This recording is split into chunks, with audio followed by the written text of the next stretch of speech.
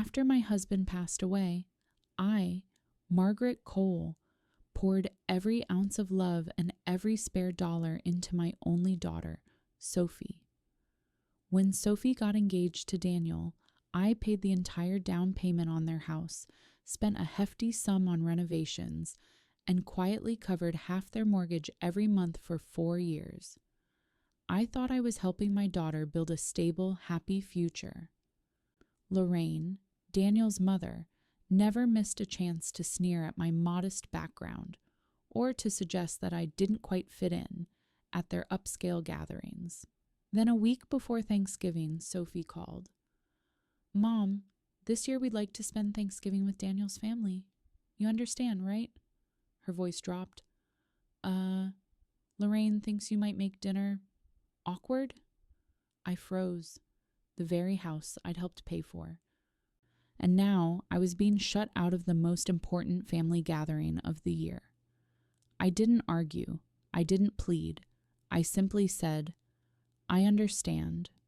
But in that moment, I made a silent decision. This silence wouldn't last. And when I made my move, they wouldn't just lose my financial support.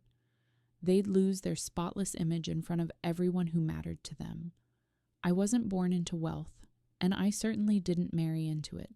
When I was 24, I met Robert, tall, charming, quick with a joke that made me feel like the only woman in the room.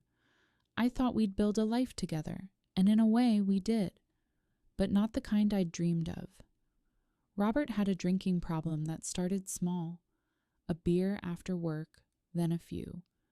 Before long, it was whiskey before dinner, then whiskey instead of dinner.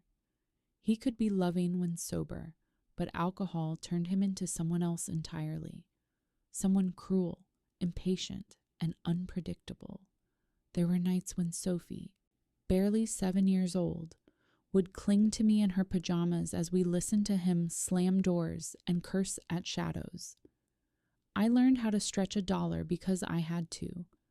While Robert's paychecks disappeared into bottles and bar tabs, I worked double shifts at the diner, took in sewing jobs on weekends, and still found a way to keep Sophie's world as stable as I could. I made sure her birthday cakes were homemade, her school projects complete, and that she never went to bed hungry, even if it meant I sometimes did. Robert's health declined fast in his late 40s. Years of drinking caught up with him, liver failure. When the end came, it wasn't sudden, but it still hit hard. I'd been his wife for 22 years, but I felt more like a caretaker than a partner in those final months. He passed quietly one autumn morning, and I remember standing in our tiny kitchen afterward, staring at the same chipped coffee mug I'd used for years, and realizing this was my second chance. Life didn't suddenly get easier. The mortgage still needed paying, bills still arrived in the mailbox, and Sophie still had college ahead of her. But for the first time in decades, there was peace in the house. No more slammed doors, no more whispered reassurances to a frightened child in the dark. I made a promise to myself then, and to Sophie, that I'd work as hard as I had to, so she'd never have to feel the kind of fear and instability that shaped my life.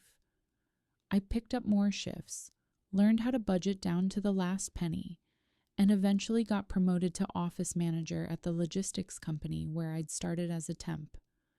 It wasn't glamorous, but it was steady.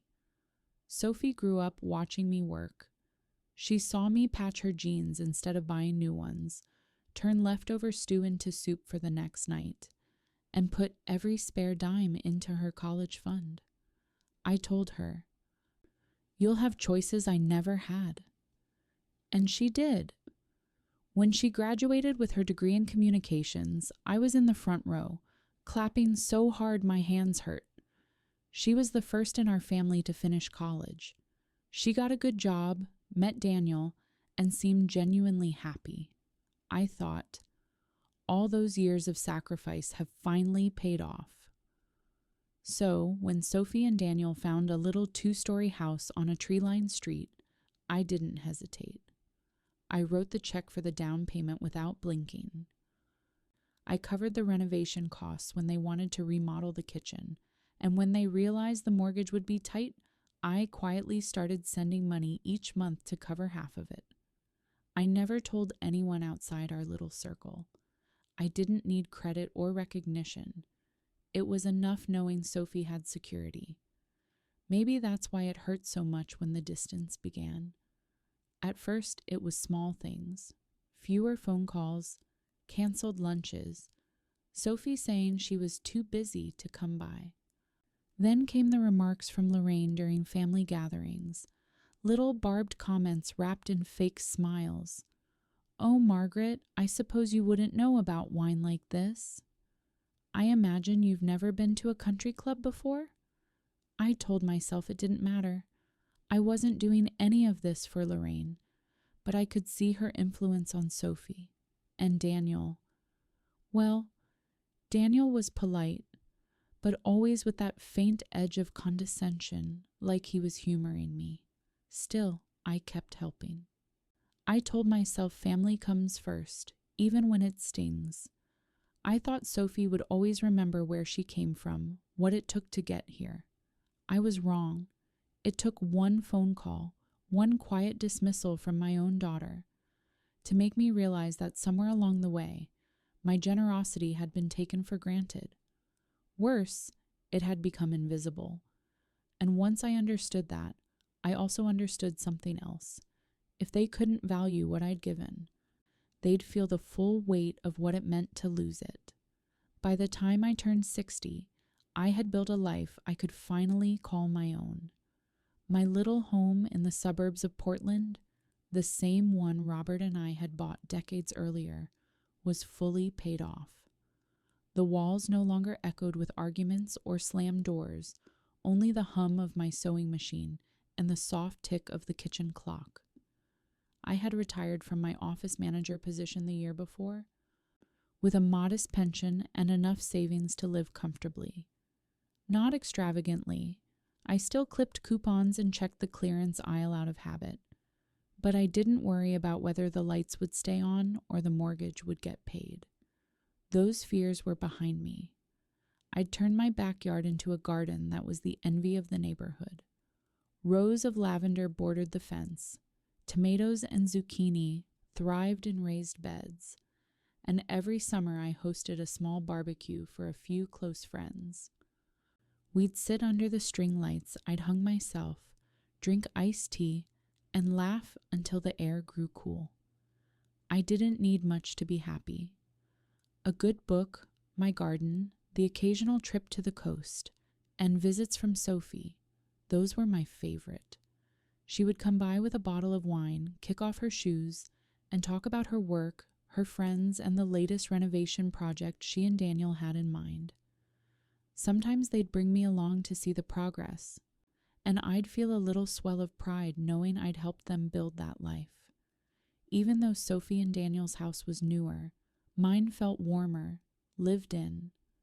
Every corner held a story, the dent in the hallway wall from when Sophie rode her tricycle inside, the burn mark on the kitchen counter from Robert's clumsy attempt at flambe, the worn armchair where I'd nursed Sophie through the flu. I had never remarried. Not because I'd sworn off love, but because I'd found a kind of peace in being on my own. I had friends, I had my routines, and I had the satisfaction of knowing that I'd climbed out of a difficult life and built something steady with my own hands. Still, a part of my heart was always reserved for Sophie. I saw in her the chance for a better version of the life I'd wanted, one without fear or scarcity. That's why I never hesitated to help when they needed money for the roof repairs or when Daniel's car broke down, or when they wanted to upgrade their kitchen appliances. My support wasn't just financial. I was the babysitter for their golden retriever when they traveled, the one who dropped off soup when they were sick, the person they could call in the middle of the night. I thought they understood the depth of that loyalty. On the outside, Sophie and Daniel's life looked picture perfect. Daniel had climbed the ladder in his media job. Sophie worked at a design firm, and their weekends were full of brunches, wine tastings, and trips to the mountains. They posted smiling selfies with captions about gratitude and family. And I believed it, or maybe I wanted to, because believing it meant that everything I had poured into them had been worth it. But cracks have a way of showing, even in the most carefully curated picture. I noticed the small things first, the way Daniel would avoid eye contact when money came up, Sophie's vague answers when I asked about their mortgage, the subtle distance that crept in between visits. I told myself it was just life being busy. I didn't know it yet, but the shift had already started. The same generosity that had once been my pride was about to become their expectation. And when expectations go unmet, resentment grows fast. It started with a phone call on a drizzly Tuesday afternoon. I was kneading dough for a loaf of sourdough when Sophie's name lit up my phone. "Mom," she said brightly, "Daniel and I were talking, and we'd love for you to come over for dinner this weekend. Just the three of us. We haven't caught up properly in ages." It had been months since I'd been invited for a sit-down meal at their place. Usually, I was slotted into big gatherings with Daniel's friends or Lorraine's wine club crowd, where I was just another guest at the far end of the table. A private dinner sounded nice. When I arrived, Sophie greeted me with a hug that lingered just a little too long. Daniel poured me a glass of wine before I even had my coat off. They asked about my garden, about my book club, about my trip to the coast last month. Small talk, but warm. Almost too warm. It wasn't until after dessert that Sophie glanced at Daniel, then back at me. "There's something we wanted to run by you." I put my fork down. "All right." Daniel leaned forward, hands clasped like he was about to pitch a client. "You know how the housing market is right now. We've been thinking about expanding, maybe a second property we could rent out. It could be a great investment for the whole family." I didn't miss the emphasis on whole family. Sophie jumped in. "The thing is, we're just short on what the bank needs for the down payment. But if we could add your name to the title, temporarily, it would push us over the line. The bank loves to see established assets." I felt a cold prickle at the base of my neck. Add my name or my house? They exchanged a glance. Daniel cleared his throat. "Your house would just be collateral, totally safe. We'd handle everything, and you wouldn't have to lift a finger." I sat back in my chair watching them. They looked so earnest, so sure I'd agree. "Why not ask Lorraine and Victor?" I asked, keeping my tone light. Sophie hesitated. "They've got their retirement tied up in investments. It's just easier this way. We trust you." That last part, "we trust you," was delivered like a gift, but it landed in my gut like a stone. I had heard this tone before years ago from people who wanted something and were sure they'd get it. I didn't say yes. I didn't say no. I just told them I'd think about it. For the next week, the requests kept coming in small, carefully wrapped packages. A text from Sophie. "Did you get a chance to think about the house idea? It would mean so much." A call from Daniel. "Hey, just wanted to check if you had any questions about the loan paperwork." I could feel the net they were trying to tighten around me. Then Lorraine called. That was unusual. We weren't exactly in the habit of chatting. "I just wanted to say," she began in that sugary, smooth voice she used at parties, "it would be such a kindness for you to help them. After all, family sticks together, don't they?" It wasn't a suggestion. It was pressure, dressed up in civility. I didn't give her the satisfaction of an answer. I simply told her I had some things to consider and hung up. By then, my suspicion had hardened into something else. Resolve. This wasn't about helping them get ahead. This was about getting access to the one thing I had worked my entire life to protect, and they were willing to enlist anyone, including Lorraine, to make it happen. That weekend, I invited them all, Sophie, Daniel, and even Lorraine, to lunch at my house. I served roasted chicken, vegetables from my garden, fresh bread from the oven. We laughed, we ate, and I let the conversation drift toward the investment idea. "I've been doing some reading," I said casually. "It's interesting how these things work. The person putting up collateral is actually the one taking on most of the risk." Daniel shifted in his seat. Sophie reached for her wine glass. Lorraine's smile tightened. "But of course," I added with a small shrug, "I'm sure you have all the details worked out." They nodded, a little too quickly. Lorraine changed the subject to her upcoming trip to Napa. Inside, I knew I had them pegged. They were counting on me to be naive, sentimental, or too soft to push back. They thought my loyalty to Sophie would blind me to the risk. What they didn't realize was that I'd lived too much life to walk into a trap with my eyes closed. I'd been poor, I'd been broke, and I'd been taken advantage of before, and I wasn't about to let it happen again. 2 days after Sophie and Daniel's visit, I was still replaying our conversation in my head. The muffins, the smiles, the way Sophie's voice softened only when she wanted something. It all sat in my stomach like a heavy meal that wouldn't digest. Lorraine's smooth suggestion about family sticking together had been the final garnish. She hadn't been talking about closeness. She'd been talking about control. I'd been around long enough to know that if someone wants something badly enough, they'll tell you 100 reasons why it's for your own good. What they won't do is admit how much they stand to gain. And from where I was sitting, Sophie and Daniel, maybe even Lorraine, stood to gain quite a lot from whatever it was they were building. But I wasn't going to accuse them without proof.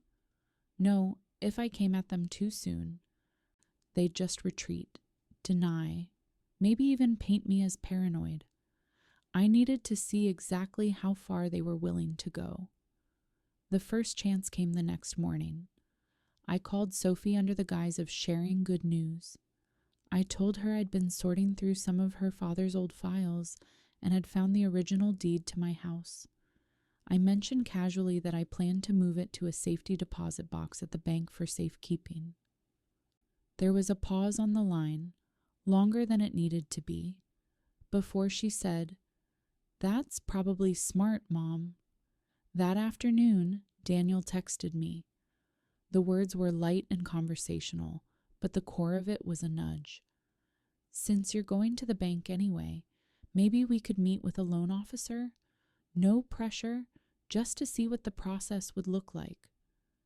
It hadn't even been 24 hours, and already they were steering me toward the exact place I didn't want to be. In a banker's office, talking about loans. I decided to give them rope. If they were going to hang themselves, I'd rather they do it in their own words. A few days later, I was at my usual cafe, sipping coffee and flipping through the paper when a man I didn't know appeared at my table. "Margaret, right?" he asked, smiling as though we'd met before. He introduced himself as Evan, a friend of Daniel's from work, and said he'd spotted me through the window. He sat for a moment, making small talk, then dropped it into the conversation like it was nothing. "Daniel mentioned you might be helping them with a property investment. Good timing, honestly. Market's hot right now." I smiled, gave a non-committal, "We'll see," and let him walk away. But the moment he was gone, I knew Daniel had sent him. That wasn't coincidence. It was a probe, another way of testing how close I was to saying yes. From there, I went silent. No more bringing up the subject. No more hinting at my feelings one way or the other. I wanted to see how long it would take for them to circle back on their own. It didn't take long. 2 weeks later, Sophie showed up at my door, her hands full of muffins again. The smell of blueberries filled my kitchen while she chatted about nothing: the weather, a coworker's new puppy, a sale at her favorite boutique, until she finally slid in the question. So, have you thought more about the investment? I told her I'd been busy. She nodded, but her eyes flickered, and then she leaned forward. Mom, I just don't want you to miss out. This is a rare chance, and Daniel and I want you to be part of it. It sounded so much like a sales pitch, I half expected her to pull out a glossy brochure. 3 days later, the phone rang. Lorraine this time. Her voice was sugar-sweet but brisk.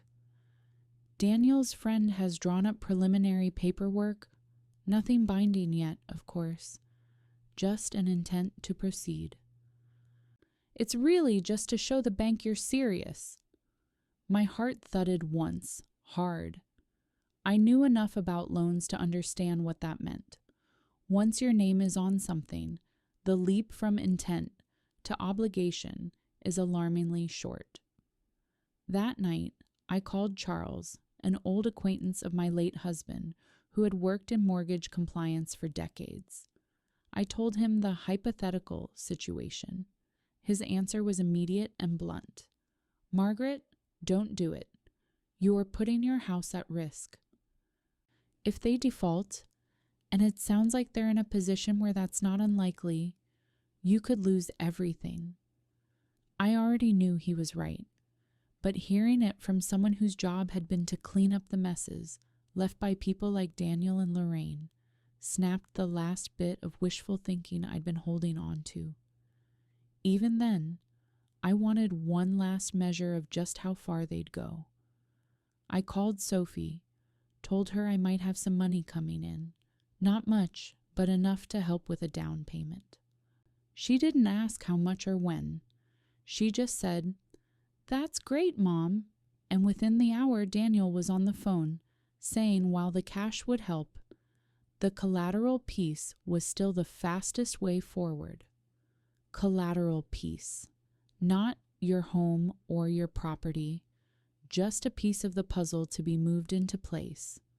That was the moment I decided this wasn't going to be a quiet refusal. Quiet meant they could try again, with me or with someone else. The next morning, I went to the bank.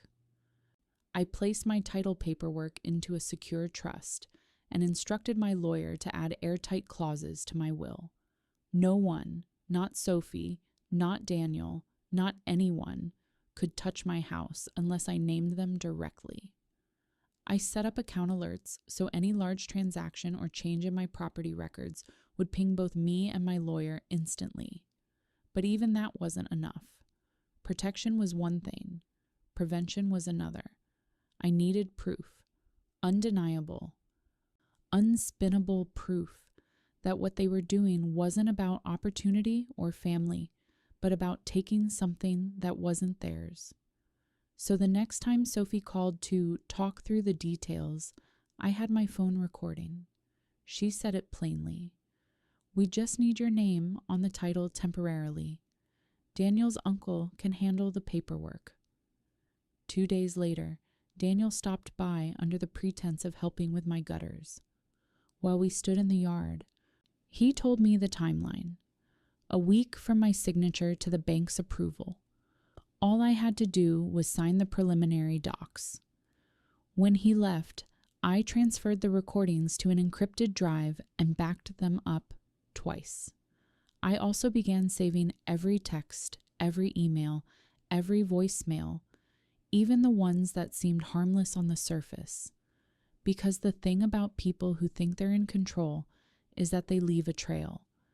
By the end of the month, I had more than enough to show a pattern. The pressure, the coordination, the calculated charm. And now that I'd seen the full scope of it, I was done playing defense. It was time to start planning my counterattack. Once I decided I wasn't going to simply refuse quietly, everything shifted. I stopped thinking like a mother hoping to keep the peace and started thinking like someone building a case. Not a courtroom case.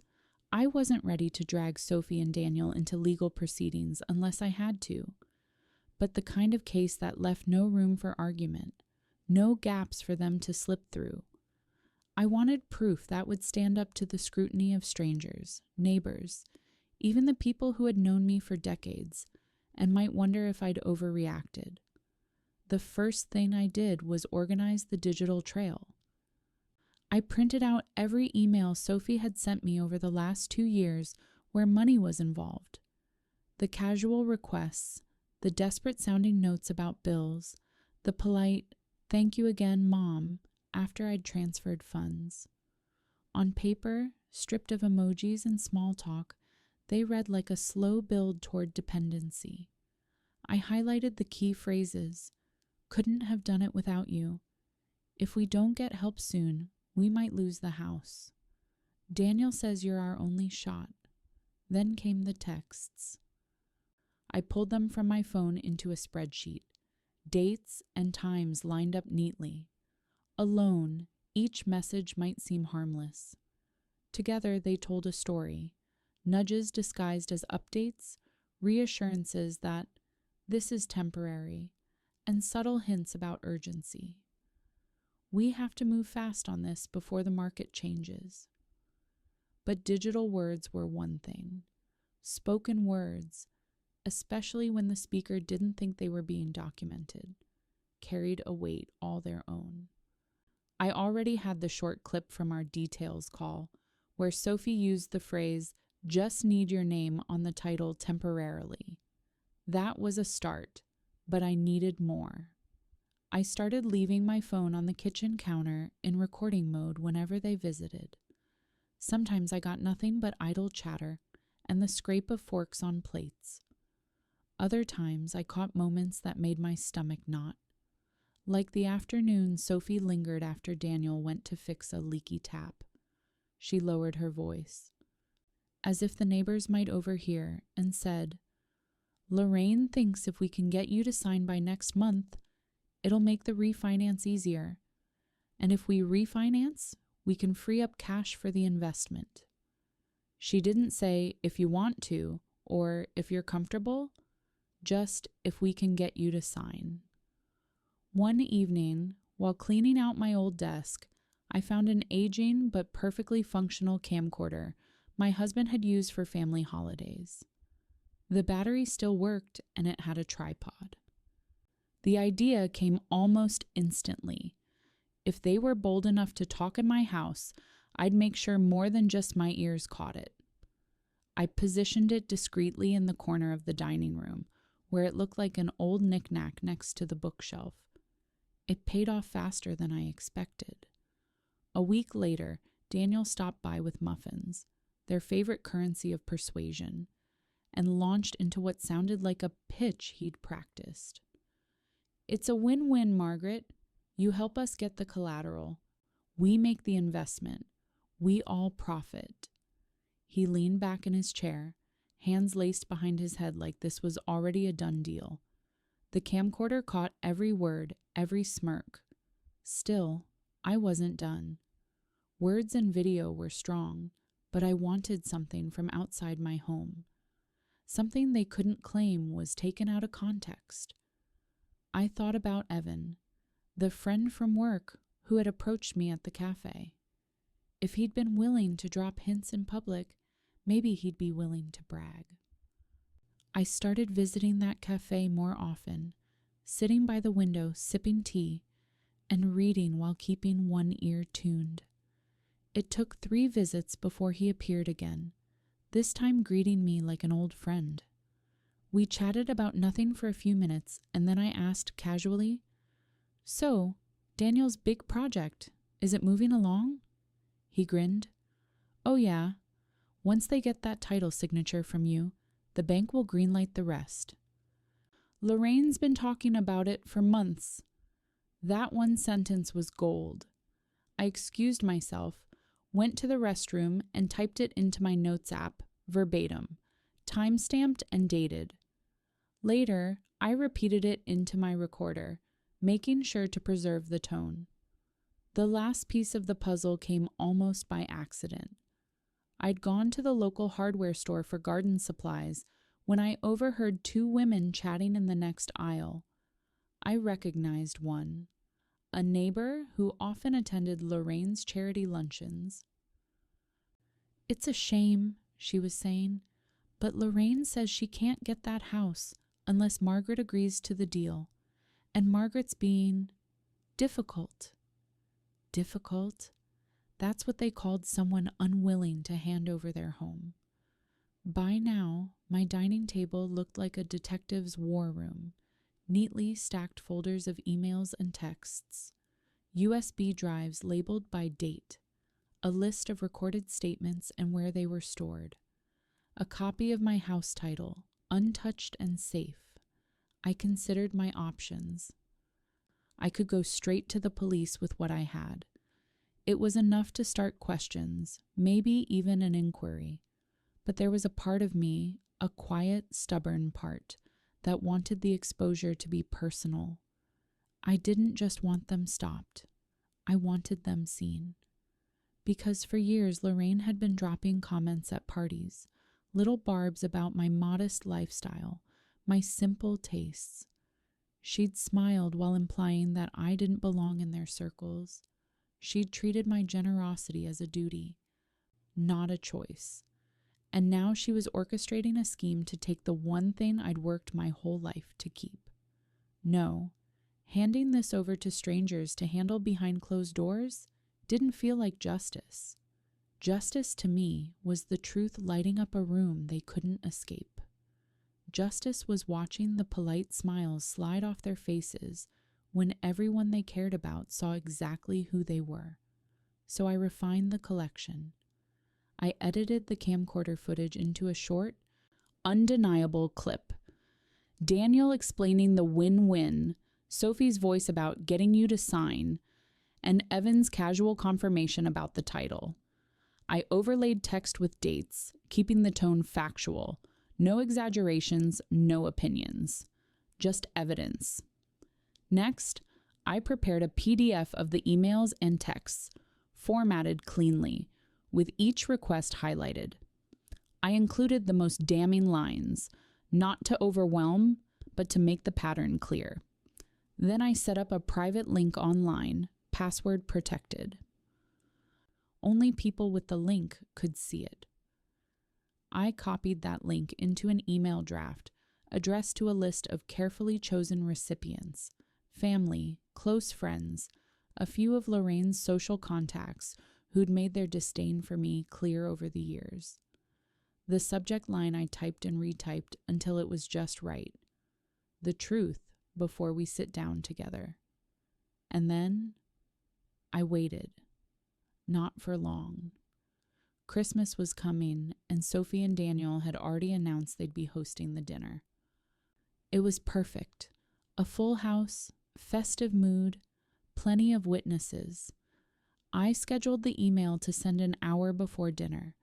Enough time for curiosity to take root, but not enough for them to cancel the gathering.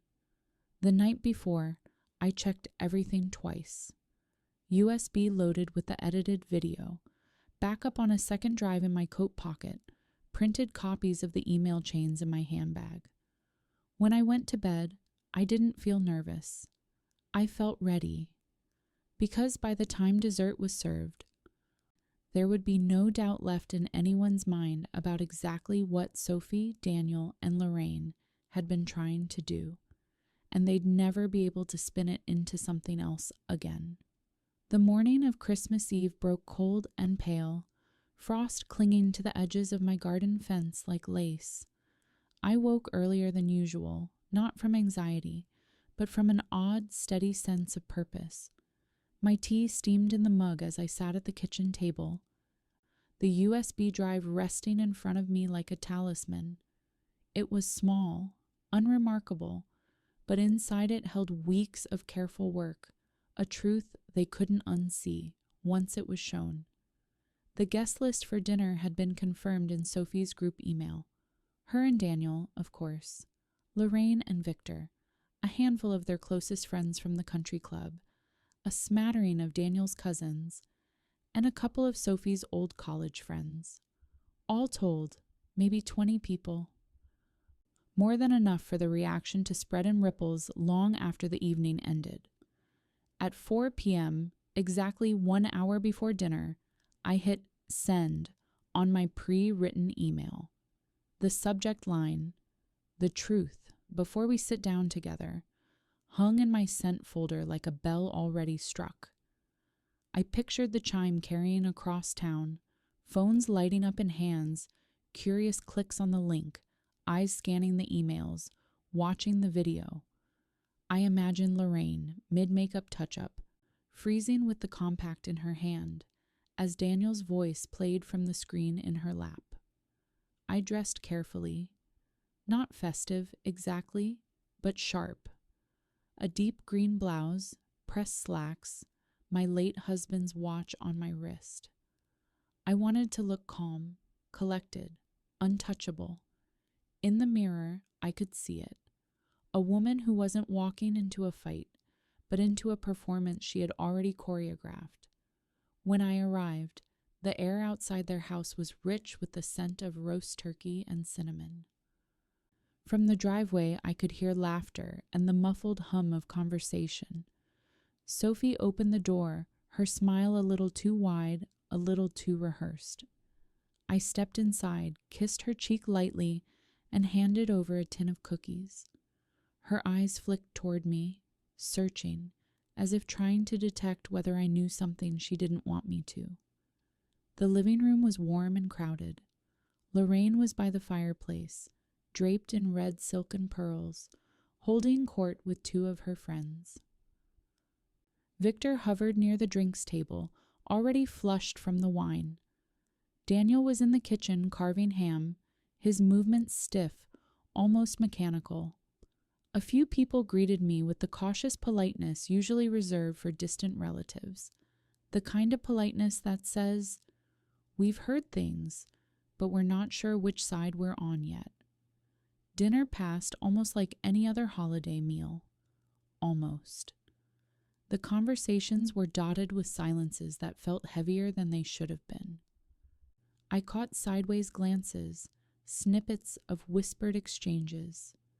At one point, Lorraine's friend leaned in toward her and murmured something, to which Lorraine gave a brittle laugh and waved a hand as if brushing away a fly. It was dessert time when I made my move. The lights were dimmed just enough for the glow of the Christmas tree to wash the room in gold. Plates clinked, forks scraped softly over slices of pie. I stood slowly, resting my hands lightly on the back of my chair. "If I could have everyone's attention," I said.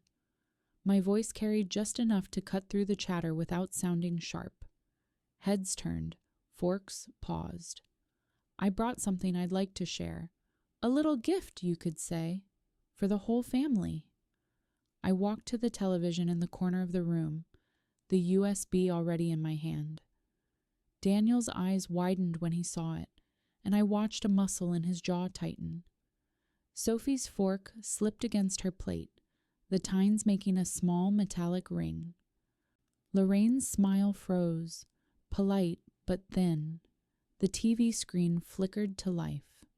At first it was harmless, a slideshow of family photos, Sophie as a baby in her first Christmas pajamas, Daniel and Sophie on their wedding day, me and my late husband on a summer trip. The room softened.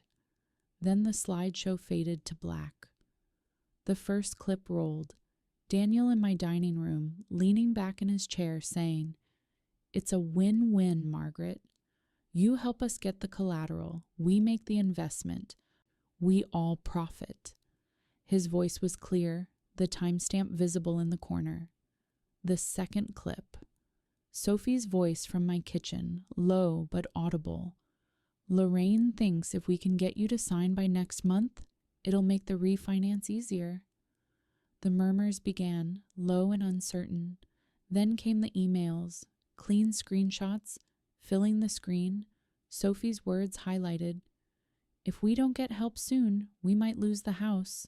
You're our only shot. Each slide lingered just long enough to be read by everyone.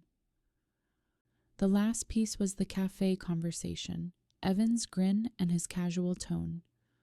Once they get that title signature from you, the bank will greenlight the rest. Lorraine's been talking about it for months. When the screen went dark, the silence was absolute. I turned back to the table, my expression calm. I didn't come here tonight to cause a scene, I said evenly. I came because I believe the people in this room deserve to know the truth. That house, the one I worked my whole life to keep, has been the target of a plan I did not agree to. And now you've all seen the proof. Lorraine's face was pale, her lips pressed so tight they almost disappeared. Victor stared into his wine glass as if it could offer him an escape. Daniel's shoulders slumped. Sophie's hands were clenched in her lap, knuckles white. For a long beat, no one moved. Then someone, I think, one of Daniel's cousins, muttered, "What the hell, man?" The words were quiet but sharp enough to slice through the tension. Lorraine stood abruptly, muttering something about not staying for this nonsense, and swept toward the door. Victor followed, avoiding my eyes. Sophie rose next, her voice shaking. "I can't believe you'd humiliate me like this." I held her gaze. "You humiliated yourself," I said softly. Daniel hesitated, looked at me once, then turned and left with her. The room remained still for a few moments after they were gone. Then slowly, one person began clapping. It spread. Hesitant at first, then steady.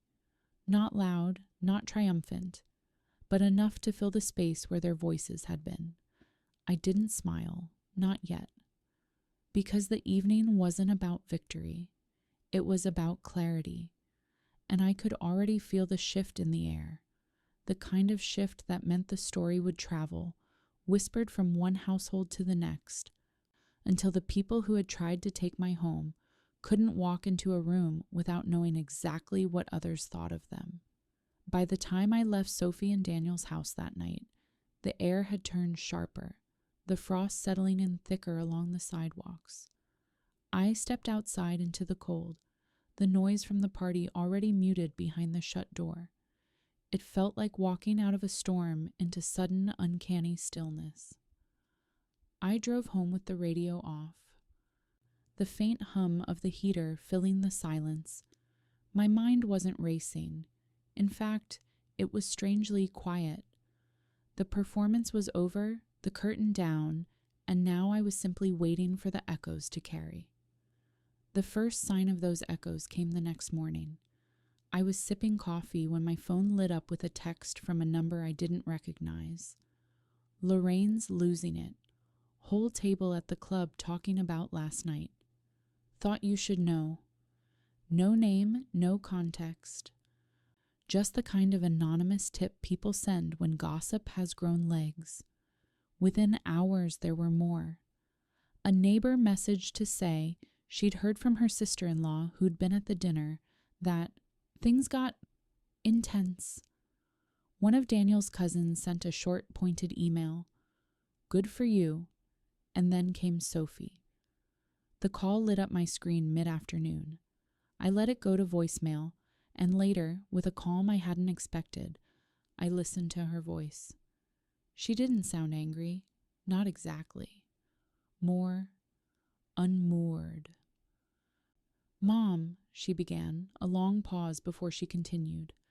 I wish you hadn't done that in front of everyone. You could have just come to me."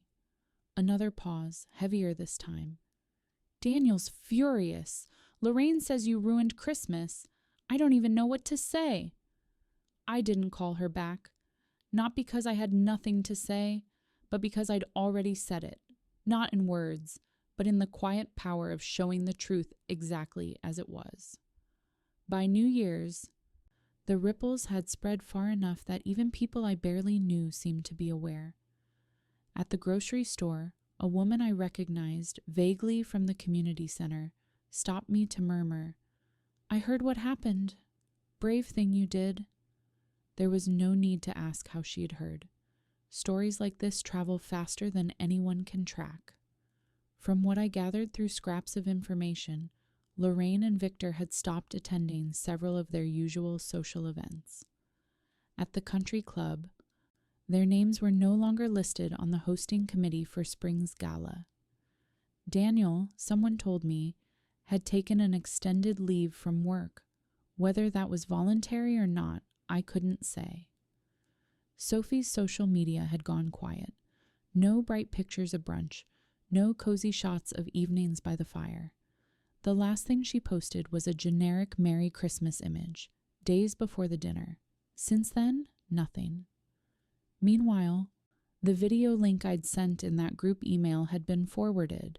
I knew because my sharing app tracked views. The number ticked up steadily over the next week, spreading far beyond the original guest list. I hadn't intended for it to go viral, but I also hadn't gone to any effort to contain it. The truth, once out, tends to find its own audience. I made no public statements, no clarifications. I didn't need to defend myself. Silence, I'd learned, can sometimes be louder than any rebuttal. The real shift came 2 weeks later, when an envelope arrived in my mailbox. No return address, but I recognized Sophie's handwriting instantly. Inside was a single page. "Mom, I don't know how to fix this. Things are bad. We might have to sell the house. I know you probably won't, but if there's any way you could help, I'd be grateful. S." I sat at the kitchen table with the letter for a long time, tracing the curve of her signature with my eyes. There was no anger in me anymore, just a hollow recognition that some bridges, once burned, can't be rebuilt with an apology scribbled on paper. I didn't write back. Instead, I slid the letter into the same folder where I'd kept all the other evidence. Not out of spite, but because it belonged there. Part of the record of what had happened, and a reminder that some lessons are learned only when there's no rescue to be had. By the end of January, the calls stopped. The messages slowed to nothing. The ripples had done their work, and in the quiet that followed, I realized something. I didn't feel vindicated. I felt free. Months passed, and the story of that Christmas dinner faded from public gossip, replaced by new scandals and fresh dramas.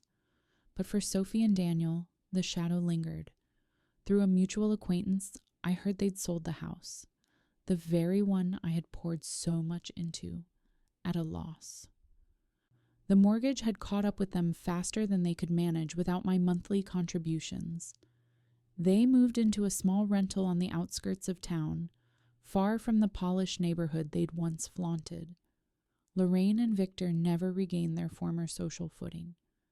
At the club, they became background figures, no longer the power couple hosting charity luncheons, but two people who kept to themselves, aware of the whispers that still trailed them. I didn't seek out updates, but they had a way of finding me. A former neighbor of Sophie's mentioned seeing Daniel at a local bar one afternoon, drinking alone. Someone else told me Sophie had taken on 2 part-time jobs. Whether out of necessity or distraction, I couldn't say. And me? I lived my life. Quietly.